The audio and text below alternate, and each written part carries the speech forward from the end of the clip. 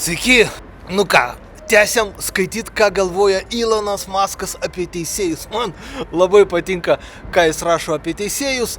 Aš jau pasakojau praeitame video, kad jis ten lygino teisėjo peruką su vaginos plaukais ir sakė, kad reiškia vaginos plaukai yra naudojami, kad būtų pagamintas teisėjo perukas, bet aišku, nu kaip, jis taip ne nuo savęs. Jis sako, dirbtinis intelektas taip pasakė, bet Elonas Muskas išmokino dirbtinį intelektą taip sakyti. Tai kai jis sako, dirbtinis intelektas taip pasakė, kad čia pizdos plaukai yra tas perukas, čia ne iki galo tiesa.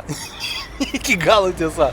Tai va, o naujausias jo postas yra labai gražus apie teisėjų diktatūrą. Matot, naujasis režimas JAV dabar susiduria su tam tikrom problemom, kur jie bando panaikinti ankstesnio režimo sprendimus ir teismai atstato tuos sprendimus galiot toliau.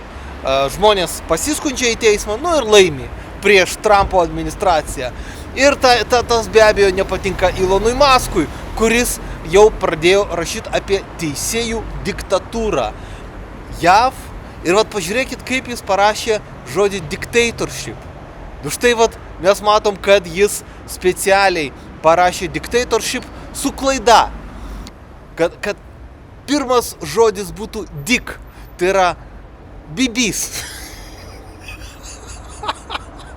Teisėjų bibių diktatūra. Taip jis išsireiškė lietuviškai, jeigu išverst iš anglų kalbos. Bet Muskas neapsiriboja vien prasivardžiojimais. Jis siūlo atleisti 1% blogiausių teisėjų, kad kasmet būtų atleidžiami 1% blogiausių teisėjų ir kad sprendimą atleist ar neatleist už blogą darbą priimtų kažkoks renkamas organas, kurį rinktų piliečiai. Ir tai yra fantastiška mintis. Taip, bet dabar aš labai nenorėčiau, kad 1% atleidžiamų teisėjų būtų žemiausio ligmens teisėjai. Reikia atleidinėti ir aukščiausiojo teismo teisėjus, ir konstitucinio teismo teisėjus. Tai yra nuostabus pasiūlymas. Bet ką siūlo Muskas? Muskas sako, yra išrinkta, reiškia, valdžia, nauja Amerikoje. Ir ji negali prastumti tam tikrų savo sprendimų dėl to, kad teisėjai neleidžia. O teisėjus paskyrė ankstesnis prezidentas. Tai reikia padaryti tokią tvarką, kad 1% blogiausių teisėjų galima būtų atleisti. Tai yra 1% nuo visų teisėjų, juos visus pripažinti blogiausiais kasmet ir atleisti iš darbo. Ir aš manau, kad tai būtų nuostabus žingsnis link demokratijos, nes sprendimą priiminėtų atleisti ar neatleisti organas, kurį išrenka žmonės. Tai galėtų būti Seimas Lietuvoje, prezidentas Lietuvoje, jeigu lygint su Lietuva.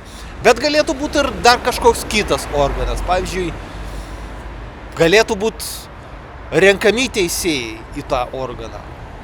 Ir kurie turėtų kvalifikaciją įvertinti teisėjo darbą, ar jis tikrai rašo nesąmonės ir priimti tokį sprendimą. Tai būtų nuostabu, man labai patinktų.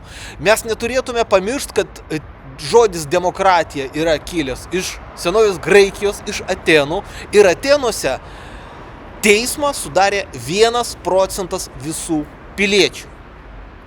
Tai Lietuvoje būtų pirmoji ir paskutinė instancija iš tikrųjų. Maždaug 80 tūkstančių žmonių. Tai yra kiekvieną bylą nagrinėtų 80 tūkstančių žmonių, jeigu mes padidinam proporciškai Atenų valstybę iki Lietuvos mastų. Nes ten Atenų valstybė, tai buvo vienas miestas, iš tikrųjų. Vienas miestas dar tais laikais. Tai būtų nuostabus sprendimas grįžti tuos laikus, graikų laikus, kad iš tikrųjų 1% visų piliečių jie posėdžiautų kaip teisėjai. Nes tiek daug žmonių neįmanoma papirkti ir plus tai būtų daug objektyvesnis sprendimas.